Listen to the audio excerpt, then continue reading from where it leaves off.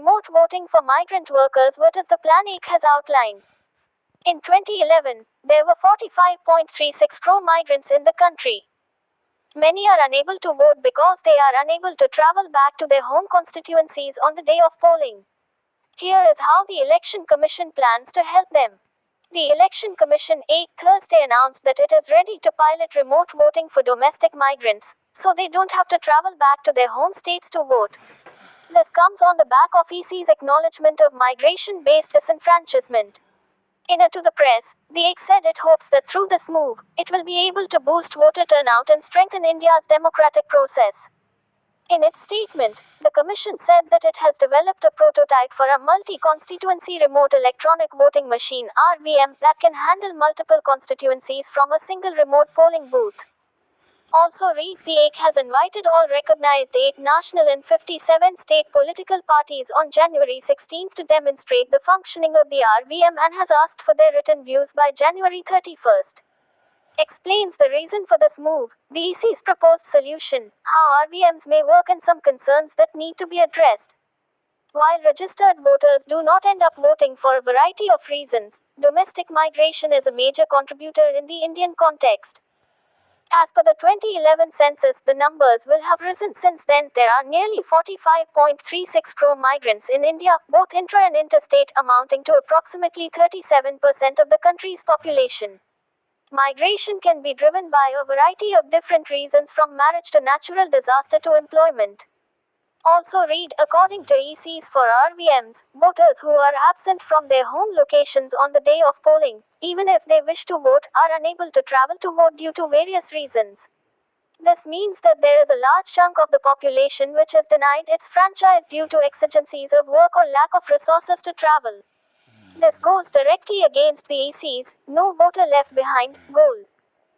To further understand this issue, the AIC had formed a Committee of Officers on Domestic Migrants, which submitted a report in late 2016 after considering various possible solutions such as internet voting, proxy voting, early voting and postal ballots for migrant workers. However, all of these ideas were rejected due to reasons such as the lack of secrecy of the vote, the lack of sanctity of one person one vote principle, issues of accessibility for unlettered voters, etc. Thus, a technological solution was proposed which relies on the creation of a robust electoral roll and identification mechanisms to stop duplicate voting and allow voters to vote remotely, in a safe and controlled environment. The RVM was developed with the assistance of Bharat Electronics Limited (BEL) and the Electronics Corporation of India Limited (ECIL). It is based on the currently used EVM system. Also read, while details of the technology will be further elaborated in EC's January 16 demonstration, EC's concept note gives a decent idea of what RVMs will look like. The RVMs are standalone, non-network systems, effectively providing the voter the same experience as currently used EVMs. They will be set up in remote locations outside the state under similar conditions as current polling booths. The unique feature of RVMs is that a single remote ballot unit (RBU) will be able to cater to multiple constituencies, as many as 72, by using a dynamic ballot display board instead of the usual printed paper ballot sheet on EVMs.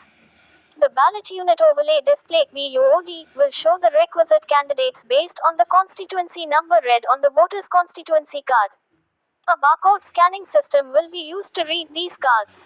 The voting process will be as follows. After verifying a voter's identity, their constituency card will be read with a public display showing the constituency details and candidates. This will also be displayed privately on the BUOD in the RVM's RBU. The voter will then vote and each vote will be stored constituency-wise in the control unit of the voting machine. The VVPAT system is expected to work along the same lines with the new technology. Also read, the system has issues, some of which the AIC has itself acknowledged. First, migrants are not a uniform and defined class, with fluid identities, locations and situations. In context of the transience of migration in India, the problem for the AIC is to create an inclusive definition of migrants which at the same time does not open the system up to misuse. Are all migrant voters eligible? What is the duration that a migrant has to stay outside home to qualify? The EC statement says that resolving this issue will require wider consultations with various legal and political stakeholders.